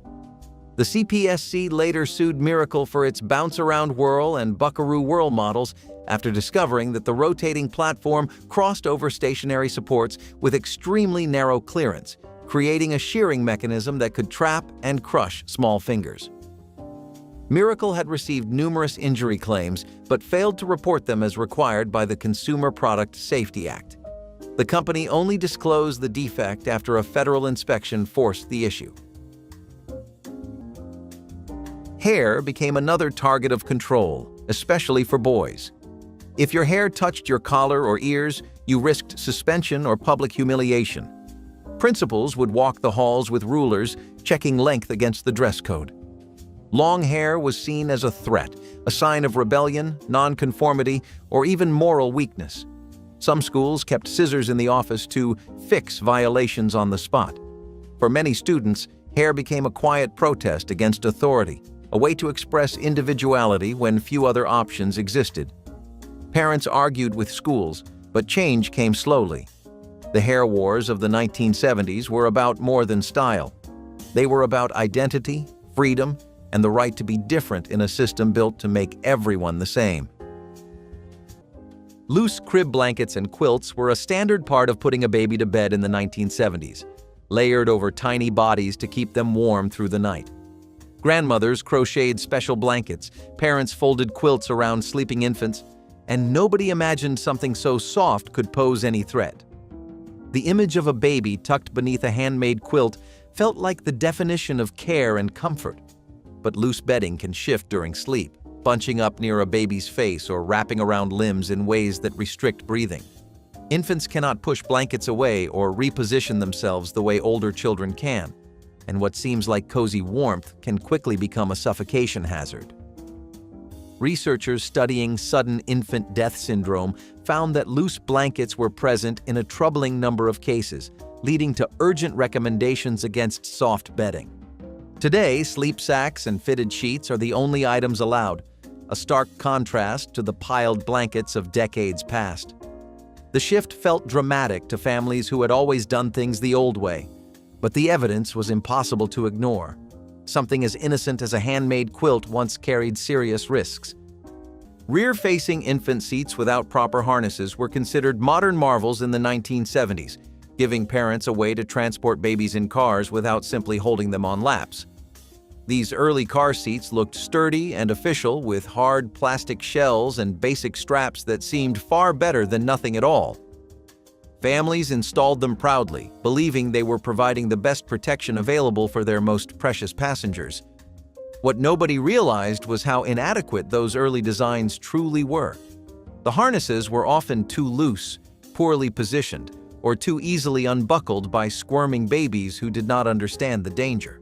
In crashes, infants slipped free or were thrown against the seats meant to protect them. The impact forces that adults survived with bruises proved devastating to babies whose bodies were far more fragile. investigations revealed a heartbreaking pattern of injuries that better harness systems could have prevented. Regulators eventually mandated stricter standards, requiring 5-point harnesses, proper recline angles, and rigorous crash testing. The car seats that once represented progress became symbols of how much further safety engineering still needed to go. Pinocchio's Christmas took a familiar character and dropped him into a holiday setting that felt both magical and melancholy. The wooden boy wandered through snowy streets, longing for a family Christmas he feared he would never have, while catchy songs and colorful animation kept children entertained even as the emotional stakes rose higher than expected. Parents watched their kids fall in love with Pinocchio all over again, this time wrapped in tinsel and surrounded by carolers who seemed to step straight out of a Victorian greeting card. The special aired regularly for several years, becoming a quiet tradition in households that appreciated its blend of whimsy and heart. But Pinocchio himself belonged to a complicated web of international copyright claims, with different countries holding different rights to different versions of the character. When broadcasters tried to negotiate reruns, the licensing demands came from so many directions that no deal could be reached. The special vanished from schedules, replaced by programming with cleaner ownership trails. Today, Pinocchio's Christmas exists in a legal gray zone, loved by many but accessible to almost no one through legitimate channels. Before the polished, heartwarming Berenstain Bears specials of later decades, there was a humble little first attempt at bringing Bear Country to animated life. The Berenstain Bears' first holiday animation had all the charm of a storybook being translated into motion with crayons, patience, and maybe a few cups of hot cocoa. The lines were thick, the colors slightly muted, and the characters moved with that slow, deliberate pace that made it feel like someone was turning the pages for you. Mama Bear offered gentle advice that sometimes echoed a little too loudly through the mono audio. Papa Bear, in all his enthusiastic clumsiness, tried to hang decorations and inevitably made a mess of the living room. Sister and Brother Bear scampered around in winter scarves that never seemed to stay in one place. Kids watching did not care that the animation stuttered or that the snow looked more like confetti drifting lazily downward. They cared that the bears felt like a family they already knew from bedtime stories. But when more polished versions arrived in later years, this original disappeared almost instantly. Licensing deals changed. Newer productions overshadowed the old one, and the first holiday animation slipped into the shadows of forgotten archives.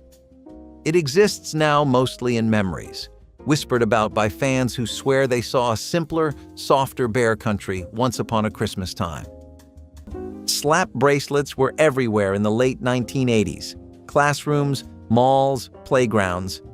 Kids collected them by the dozen, showing off neon colors and wild patterns. The trick was simple. Snap the straight band against your wrist and watch it curl around perfectly. Some kids took it a step further, slapping them across backpacks, arms, and even faces in playful fights. The noise of a dozen bracelets snapping at once could fill an entire hallway, driving teachers insane. For a few glorious years, they were the ultimate symbol of rebellion, something that annoyed adults but made you instantly cool. But beneath that fabric lay a thin strip of sharp-edged metal. Over time, the covering wore down or tore, revealing the raw steel underneath. Soon, reports of cut wrists and sliced skin started pouring in. Some schools banned them outright, calling them distracting and dangerous. Still, the craze was unstoppable for a while. Every kid wanted to hear that satisfying snap, no matter how many warnings came from teachers or parents. They were the perfect mix of rebellion and style, a fashion statement that literally left its mark. Before tablets and touchscreens, there was Light Bright, a glowing window into imagination. The moment the lights turned off and those colored pegs clicked into place, magic happened. You were not just drawing, you were illuminating your own little world. It was more than an art project. It was an experience of wonder, that quiet hum of creativity glowing in a darkened room. Each design felt personal, a secret piece of light that belonged only to you. Kids would spend hours creating glowing rockets, flowers, and holiday scenes, each design brighter and more personal than the last. The The gentle hum of the light bulb inside became the soundtrack to quiet concentration. Parents loved it because it was creative, but kids loved it because it felt endless. No two nights with Light Bright ever looked the same.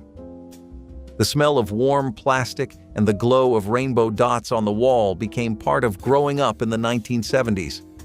It was art that shined, literally. It made you feel like you were creating something that mattered, something worth turning off the lights for.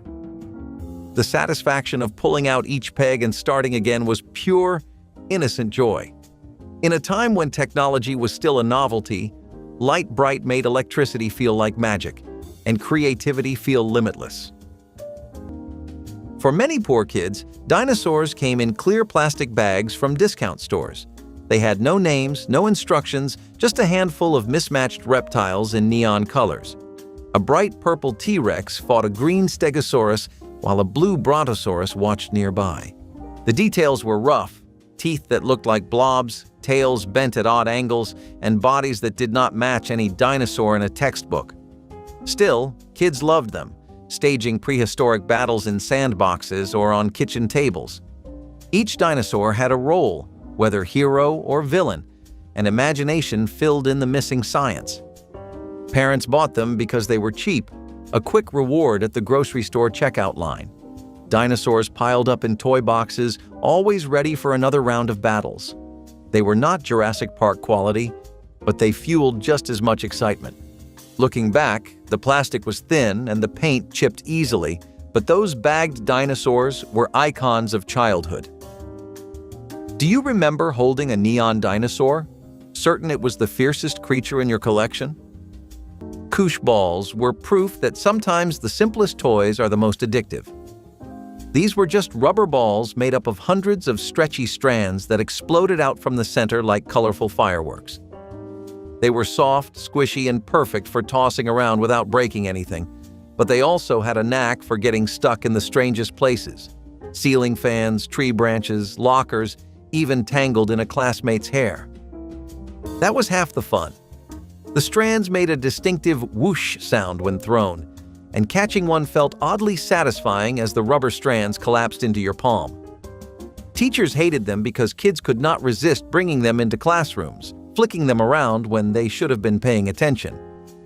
They came in neon colors that screamed 1980s, making them just as much a fashion accessory as a toy. Koosh balls were simple, silly, and endlessly entertaining. A reminder that sometimes all you need is a handful of stretchy rubber to make a memory. Back to some good old imaginative fun in the wonderful boxes known as consoles. We have Atari with their 1977 release of the Atari 2600. It was a new direction both in the kind of games it offered and the hardware, as Atari used microprocessors before most mainstream companies. What does that translate to in terms of bang for your buck? It meant that it made the visuals of each game take up a lot less memory, which is the long and short of it. That allowed the software to work better, and the reason all of this is important is that it let developers do so much more with their video games. Developers could implement more features in a game, design more complicated levels, create better and more complex layouts, and include more room for cutscenes. All in all, it was a console that allowed gaming to be taken to a new level before the NES. We have massive hits today like The Last of Us and God of War and whatnot on the PlayStation 4 and 5, but all of these things in the 80s walked so those cinematic experiences I could run today. Mercury meat thermometers were the trusted companions of every serious home cook in the 1970s, their slender glass tubes and silver liquid columns promising perfectly roasted turkeys and safely cooked roasts. Families inserted them into holiday birds, Sunday hams, and weeknight chickens, watching the mercury rise with the confidence that came from believing science had made cooking foolproof. What nobody considered was what happened when these fragile instruments broke. A simple bump against a pot lid or a careless toss into a sink could shatter the glass and release mercury droplets that scattered across countertops and floors. This toxic metal did not simply wipe away. It pooled in cracks, evaporated slowly into kitchen air, and clung to surfaces in ways that made complete cleanup nearly impossible. Families unknowingly prepared meals in contaminated kitchens for weeks after accidents they barely noticed. When safer alternatives became available and regulators recognized the residential dangers, mercury thermometers were pulled from store shelves. The precision those silver columns promised came with a price nobody realized they were paying. The vibrating weight loss belt was the fitness lie that refused to die. If you've ever seen old ads of women in high-waisted underwear standing on rubber mats while giant bands jiggled their torsos, you've seen this thing in action. The premise? Strap in, flip a switch, and let the machine shake the fat right off your body. No sweat, no work, just good old-fashioned mid-century delusion.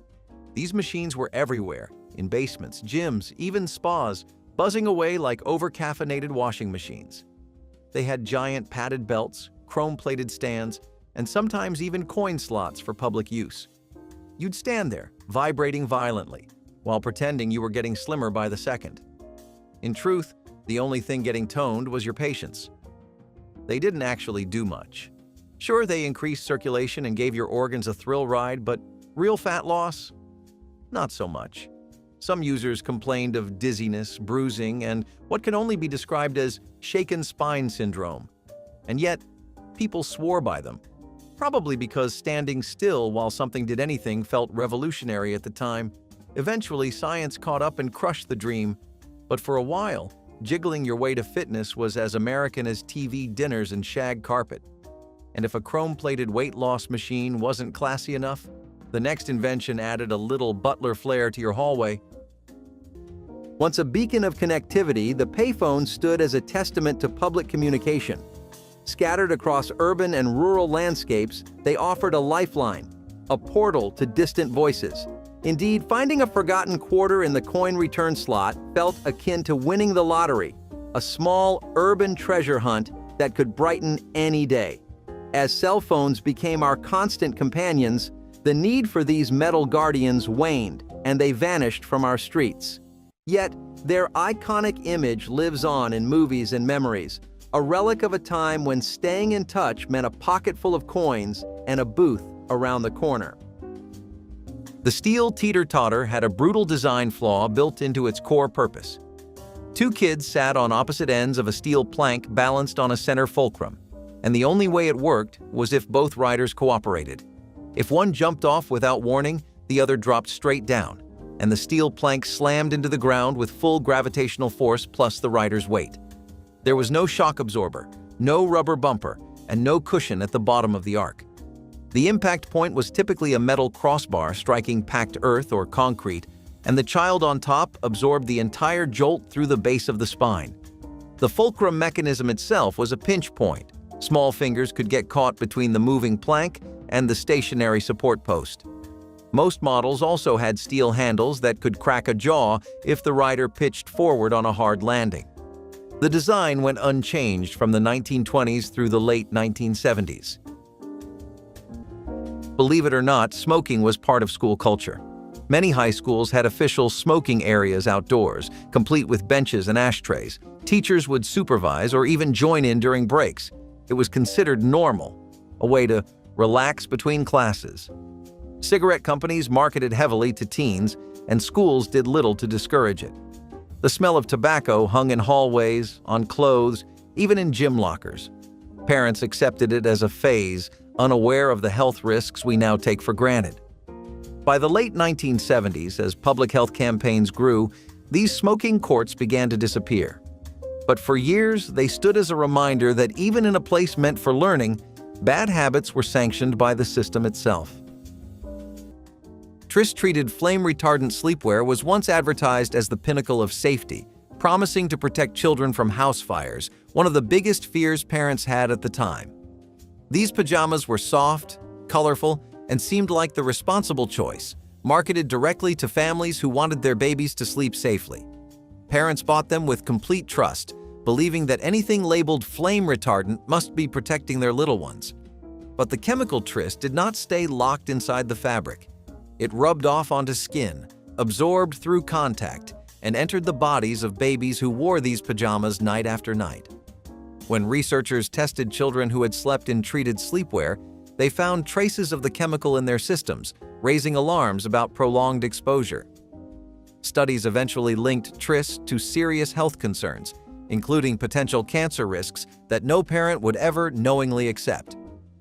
Regulators moved quickly once the truth surfaced, banning tris-treated sleepwear and forcing manufacturers to recall products already sitting in nursery drawers. Those pajamas became one of the most infamous examples of how good intentions can lead to dangerous mistakes. Baby swings without restraint straps were popular fixtures in 1970s homes, offering parents a hands-free way to soothe fussy infants with gentle rocking motion. These swings hung from door frames or stood on metal legs, swaying back and forth while babies cooed or drifted off to sleep. Parents loved the freedom these devices provided, allowing them to cook dinner or fold laundry while their little ones stayed entertained. The seats looked secure enough, with high backs and padded sides that seemed to cradle babies safely in place. What nobody anticipated was how quickly infants could shift their weight, lean too far, or simply slide downward out of seats that had no straps to hold them. Babies tumbled onto hard floors, struck their heads on swing frames, or became tangled in ways that left them hanging dangerously. Emergency rooms documented injuries ranging from bruises to serious head trauma, all tied to swings that lacked basic restraints. Regulators eventually required safety straps on all infant swings, transforming a product that had once seemed harmless into one that met strict modern standards. Those early swings remind us that even gentle motion can turn dangerous without proper safeguards. The Little Drummer Boy Book. 2 continued a story that many families considered sacred, following the boy and his drum into new adventures that tested his faith and his courage. The animation carried the same reverent tone as the original, treating its religious themes with sincerity rather than irony, and children responded to the quiet power of the narrative. Parents appreciated how the sequel expanded the world without abandoning the spirit that made the first special so beloved. Churches screened it during Advent services, and families slotted it into their December viewing schedules alongside the original as a matched pair. But music rights proved to be the undoing of this gentle sequel. The songs that made the special memorable required licenses that expired and were never renewed, and the cost of renegotiating those rights exceeded what any broadcaster was willing to pay. Networks simply stopped airing it, and home video releases dried up as distributors let contracts lapse. The Little Drummer Boy Book 2 faded into obscurity, a continuation that most people forgot existed until someone mentioned it and the memories came flooding back. There was a brief moment in the 1970s when someone decided the live-action holiday film The Christmas That Almost Was Not deserved an animated remake, and so it was born. The animated edition had a quirky, bouncy energy, as if everyone involved was trying to squeeze every last drop of whimsy out of the original story. The characters were redesigned with rounder faces, bigger eyes, and more dramatic gestures that occasionally drifted into unintentional comedy. The villain looked slightly less menacing and slightly more confused, and Santa Claus had a habit of nodding his head in a looping animation that made him appear unusually agreeable. The songs, reimagined for animation, were catchy in that delightful but slightly off-key way only 70s soundtracks could achieve. Although the special aired a few times during holiday marathons, it never found the same loyal audience as its live-action predecessor over time. The master tapes were shuffled from one storage space to another, caught in a cycle of network changes and distribution reshuffling.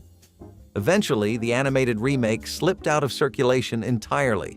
People who watched it as children describe it with the kind of fond uncertainty usually reserved for dreams, vivid in feeling, fuzzy in detail, and oddly comforting. Yet, finding proof of its existence is almost impossible now. It is one of those specials that lived briefly, brightly, and then drifted quietly into television folklore. The He-Man Power Sword turned every backyard into a battlefield. Inspired by the cartoon hero himself, the hard plastic sword was big, bright, and built for action. Every child who held it shouted, "I have the power!" usually before whacking a sibling or neighbor. There was a kind of magic in that sword, especially when paired with the He-Man action figures in Saturday morning reruns. Kids wore makeshift capes made from bath towels and staged epic battles in the yard, believing they were saving the universe. Of course, those heroic duels often ended with someone crying, a broken toy, and a lecture from an exhausted parent. The sword's tough design meant it could take a beating, but that also meant it delivered one. Black eyes, bruised arms, and a few broken lamps later, parents started realizing this toy might have been too realistic.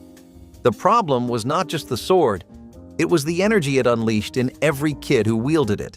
The toy was eventually reworked with softer plastic, but by then, countless kids had already discovered their inner warrior and their parents' limits for patience. It remains one of the most iconic but dangerous toy weapons of the decade, symbolizing both the imagination and chaos that defined 1980s playtime. By the early 1970s, G.I. Joe had grown a beard, traded his army fatigues for adventure gear, and become the G.I. Joe Adventure Team. He was no longer just a soldier. He was an explorer, scientist, and hero of the natural world.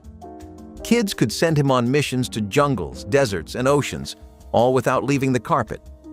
The new line of vehicles, scuba suits, and gear sets turned bedrooms into secret bases. Every accessory had purpose: tiny ropes, plastic binoculars, and a working winch that made kids feel like they were part of an expedition. The toys' realism gave power to their imagination, making every play session feel like a discovery. The Adventure Team slogan, "The Adventure Team is ready for action," was not just marketing. It was a rallying cry for imagination. Parents appreciated its wholesome shift away from war, while kids loved the sense of freedom it offered. You could make up your own stories, and the only rule was that G.I. Joe always saved the day. The fuzzy hair, kung fu grip, and detailed accessories made him feel almost alive. He was a reflection of a changing America, curious, courageous, and always moving forward. The G.I. Joe Adventure Team showed that adventure did not need battlefields. Sometimes the biggest missions started right at home. Not all stuffed animals came from toy stores. Poor kids often got theirs from the grocery store, sitting on shelves near the candy or seasonal displays. They were small, stiff, and cheaply made, but in a child's hands they became best friends. The fur was rough, sometimes scratchy, and the eyes were hard plastic buttons that stared blankly. Seams tore easily, and stuffing peeked out after a few hugs. Still, kids clutched them tight at night, whispering secrets into ears that never answered. These stuffed animals were prizes in cereal box promotions, giveaways at gas stations, or impulse buys at checkout counters. They lacked the polish of big-name plushies, but they carried the same warmth and comfort. Looking back, their quality might have been low, but their emotional value was high. They were loved until they fell apart, and even then, many stayed tucked in closets as keepsakes. Do you remember hugging a stiff little grocery store bear as if it were the softest toy in the world? Popples were the plush toys that pulled off a magic trick.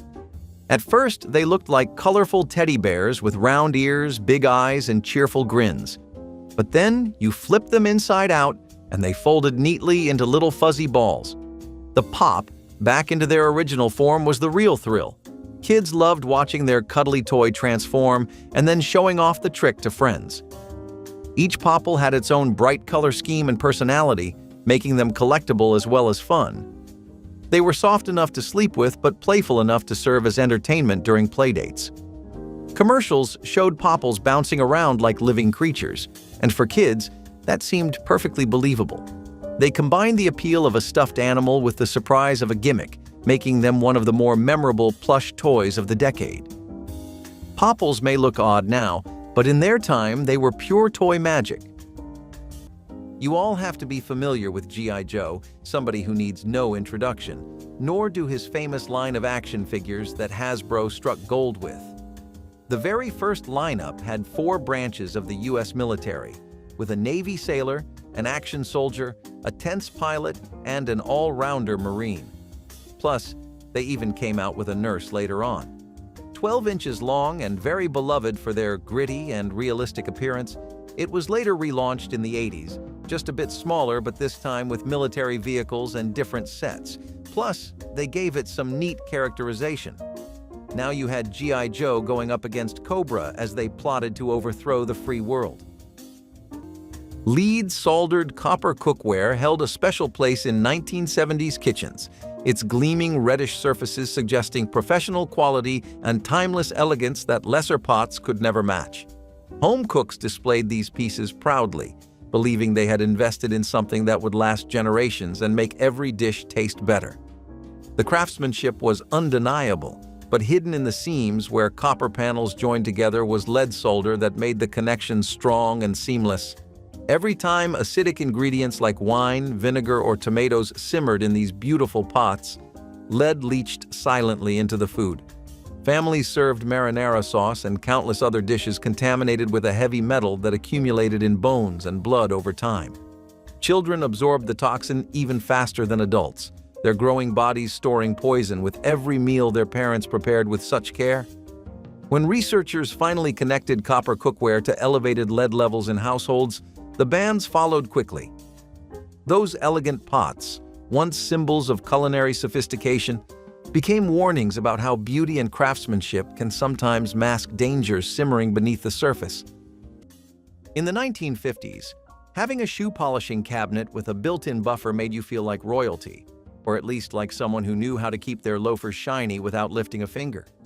These cabinets were usually tucked near the front door, inside closets, or even in hotel lobbies.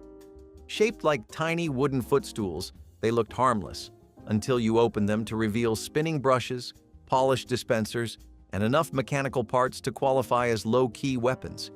You'd press your foot onto the base, push a button, and the brushes would whirl into action like caffeinated squirrels. One brush cleaned, one buffed. The third one, well, that one could polish your shoe and sand down your ankle if you weren't careful. Some models had foot sensors. Others required a foot pedal that you operated like a sewing machine. They came in polished mahogany, avocado green, and of course, chrome. For extra flair, high-end versions played music while buffing. Really, this was self-care, 1950s style. Unfortunately, they weren't always safe. The motors overheated, the brushes wore down to bare wires, and let's just say shoelace entanglement was a real thing. Eventually, people realized that a rag in 10 seconds worked just as well without risking bloodshed. And just when you thought polishing your shoes was the height of home luxury, along came the gadget that crushed ice like it owed you money. Before digital streaming platforms like Spotify, the audio cassette reigned supreme, offering a personal touch to music curation through the creation of mixtapes. Philips launched this innovative format in the 1960s, transforming cassettes into powerful means of expression beyond mere songs. Despite being overshadowed by CDs and MP3s, cassettes have seen a revival among those nostalgic for a tangible music experience. Mixtapes, meticulously assembled, symbolized affection and personal milestones, embodying the art of sharing music intimately. The ritual of rewinding tapes may have faded, but the essence of mixtapes endures, evoking a bygone era where music sharing was a thoughtful, personal gesture. Today, the audio cassette remains a beloved relic, celebrated for its role in crafting heartfelt musical narratives. Monkey bars were responsible for more serious injuries on public playgrounds than any other piece of equipment, according to CPSC data from the era, and the 1970s version was designed to maximize that risk. The overhead ladder was tubular steel mounted at a height that left the average second grader's feet 6 to 8 feet off the ground. The bars were smooth, round, and offered no grip texture. A sweaty palm on a summer afternoon meant a lost hold and a straight drop. The spacing between rungs was set for an adult stride but too wide for most kids under 8, which forced them to swing their full body weight to reach each bar. 3/4 of all playground injuries in the 1970s and 80s resulted from falls to the surface, and monkey bars generated more of those falls than any other single structure. No one installed padding below. No one lowered the height. No one asked whether a first grader should share the same equipment as a sixth grader. Teachers lighting up inside classrooms sounds unbelievable today, but in the 1970s it was as common as chalk dust. Many teachers had ashtrays right on their desks and a lit cigarette balanced between their fingers while they lectured. Smoke curled around overhead projectors, and the air was thick by the end of the day. Students sat quietly, breathing it all in, not daring to complain. Some teachers even used cigarettes as part of their persona, the cool teacher with rolled-up sleeves and a cloud of smoke overhead. It symbolized authority and adulthood, not addiction. Looking back, it is astonishing how normalized it was to fill a room of children with secondhand smoke. What we now call dangerous was once seen as sophistication. The classroom might have been filled with lessons, but the air itself was toxic. Aspirin for teething and fever relief was once handed to babies as casually as milk, crushed into powder and mixed with juice or rubbed directly onto sore gums. Parents kept bottles within easy reach, trusting that something sold so widely must be perfectly safe for the smallest members of the family. When a baby fussed through the night with a fever or wailed during teething, aspirin seemed like the obvious answer, the same remedy adults reached for when they felt unwell. Nobody questioned it because aspirin had been trusted for decades, passed down as the reliable cure for everything that ached. But researchers discovered a terrifying connection between aspirin and Ray's syndrome, a rare but often fatal condition that caused brain swelling and liver failure, primarily in children recovering from viral infections. The link was devastating, especially for parents who had given aspirin in good faith. When the warnings spread, pediatricians stopped recommending it for young children, and labels were changed to reflect the danger. Today, aspirin is strictly avoided for infants, replaced by safer alternatives. It remains one of the most shocking reversals in pediatric medicine. Crib mobiles with long dangling strings were beloved decorations in 1970s nurseries, spinning slowly above sleeping babies with colorful shapes that caught the light and captured infant attention. Parents hung them carefully from crib rails or ceiling hooks, believing the gentle movement would soothe their little ones and stimulate developing minds. The mobiles came in every theme imaginable, from circus animals to planets and stars, each trailing ribbons or cords that added movement and visual interest. Nobody imagined that those dangling decorations could become deadly the moment a baby grew strong enough to reach upward. Infants who grabbed the strings could pull them down, wrap them around necks, or become tangled in ways that cut off breathing before anyone noticed. Strangulation deaths linked to crib mobiles accumulated quietly before safety experts issued urgent warnings. Regulators eventually required that mobiles be removed as soon as babies could push up on hands and knees, and manufacturers redesigned products with shorter, breakaway strings. The cheerful decorations that once defined nursery charm became cautionary symbols of how quickly innocent beauty can turn dangerous. Jack Frost from 1979 gave winter itself a face, a voice, and a love story that enchanted children who had never thought of the season as anything more than cold and snow. The Rankin-Bass version turned Jack into a romantic figure, willing to sacrifice his immortality for a chance at human love, and the bittersweet ending left many young viewers confused but deeply moved. Parents watched their children grapple with themes of loss and transformation, surprised by how much emotional weight a holiday special could carry beneath its cheerful surface. The songs stuck in heads for weeks, and the imagery of Jack dancing across frozen landscapes became iconic for those who saw it during its original broadcasts. But the contracts that allowed those broadcasts eventually expired, and negotiations to renew them collapsed under demands from multiple parties claiming pieces of the production. Streaming services passed on the title, home video rights stalled indefinitely, and Jack Frost himself seemed to melt away from public memory.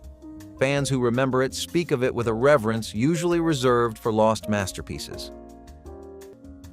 The Magic Toy Shop Christmas Mystery felt like watching someone animate the inside of an old-fashioned toy store that only opened once every December. The special began with a gentle snowfall, a creaky sign swinging outside, and a narrator whose voice sounded like they had read thousands of bedtime stories. Inside the toy shop, wooden soldiers marched in uneven rhythm, dolls blinked slowly with painted-on eyelashes, and Jack in the boxes popped up with a timing that seemed suspiciously unpredictable. The mystery at the heart of the special was charmingly simple. Something inside the shop kept moving out of place overnight, and the toys needed to solve the puzzle before Christmas morning. Kids loved the sense of adventure, even if the animation occasionally froze for a second while the background caught up. The colors were warm, the music twinkled like old music box chimes, and the whole thing felt like it was sewn together with imagination instead of technology. Unfortunately, being a syndicated special meant it changed hands often. Copies were poorly stored, some recordings were taped over, and the master reels were never properly archived. As a result, the entire special vanished from circulation. Only a handful of people remember the exact plot, but everyone who watched it remembers the feeling: cozy, mysterious, and wonderfully handmade. Moon shoes promised the dream of anti-gravity, a trampoline you could wear on your feet. Kids strapped them on and bounced across driveways, pretending they were astronauts. It was exciting, wild, and completely unpredictable. Friends would challenge each other to jump higher or run while wearing them, often ending in spectacular wipeouts. The sound of laughter mixed with the inevitable thud of someone hitting the ground was part of every moon shoe memory. Despite the danger, the feeling of defying gravity, even for a few seconds, was too tempting to resist. The rubber bands that provided the spring were unstable, snapping or slipping without warning. One wrong jump, and you were face first on the pavement. Sprained ankles, twisted knees, and a few broken noses were common battle scars. But that did not stop kids from begging for a pair every Christmas. The commercials made them look effortless, like floating on the moon, but in reality, it was like strapping chaos to your feet. The 1980s loved risk, and moon shoes captured that spirit perfectly. Part science fiction, part disaster waiting to happen. For every kid who ever dreamed of speed, Hot Wheels track sets were pure heaven. Those bright orange strips of plastic stretched across living rooms and hallways, looping, curving, and soaring off makeshift ramps. The sound of a tiny die-cast car hitting the track was enough to make your heart race. There was an art to it, getting the loops just right, testing gravity's limits with every twist and jump. And when two cars raced side by side, it felt like a miniature world championship unfolding right there on your carpet. You could build your own course, challenge your friends, and spend hours fine-tuning every jump. It was creativity in motion, engineering for kids who just wanted to go fast. Parents might have tripped over tracks and cars, but to children, that clutter was a sign of greatness. Every crash was followed by a rebuild. Every failed loop was a lesson in persistence. The best part? The thrill never got old. Hot Wheels turned ordinary afternoons into Grand Prix events and household floors into racetracks of imagination. It was not just about the cars. It was about control, curiosity, and the simple joy of movement. And when that perfect run finally happened, one clean loop, one perfect landing, it felt like victory itself. A bag of plastic parachute men was enough to keep a poor kid entertained for hours. You tossed them in the air, watched the thin plastic chute open, and cheered as the soldier floated down. At least, that was the idea. In reality, the parachute tangled after a few throws. The strings knotted, the chute tore, and the little plastic man dropped like a rock. Kids untangled them again and again, determined to keep the game alive. Some kids even climbed onto garages or trees just to give their parachute men more altitude, only to watch them slam into the ground. Others tied on bigger bags from grocery stores, convinced they could make them float better. Sometimes the men were launched with slingshots or tossed from bikes, turning a flimsy toy into a dangerous experiment. They came from dollar stores or birthday party favor bags, cheap and plentiful. Kids threw them from porches, rooftops, or the tops of bunk beds, pretending they were real paratroopers. Even when they broke, the little plastic men stuck around, repurposed as army figures or random background characters in other games. Today, they are remembered as disposable toys that brought endless fun despite their flaws. Do you remember throwing a parachute man into the sky, holding your breath to see if the chute would open? Cabbage Patch Snack Time kids were the dolls that proved even cute toys could be unintentionally terrifying. These dolls were designed to eat plastic food with a battery-powered mouth that pulled the pieces in and swallowed them into a little backpack. On paper, it sounded fun. Your doll could actually have a meal with you. In practice, it got a little scary. The motorized mouth did not stop at plastic food. It grabbed hair, fingers, and clothing too, and once it started chewing, it would not let go. Parents quickly realized this was less adorable snack time and more miniature horror show. Still, the dolls sold well because they combined the Cabbage Patch Kids' trademark cuteness with an interactive gimmick. Kids loved the idea of playing mom or dad while feeding their doll, even if it occasionally ended in tears when the doll decided to eat something it should not. Looking back, it is amazing these ever made it to shelves, but in the 1980s, toy companies were willing to try almost anything. Somewhere in a basement or a garage sale box right now, at least one of those 60 toys is still sitting there, waiting for somebody to pick it up and say, "I had that." If any of these brought back something you have not thought about in years, share this with whoever owned the same one. And if you want more from the strangest era of American toys, subscribe so you do not miss what is coming next.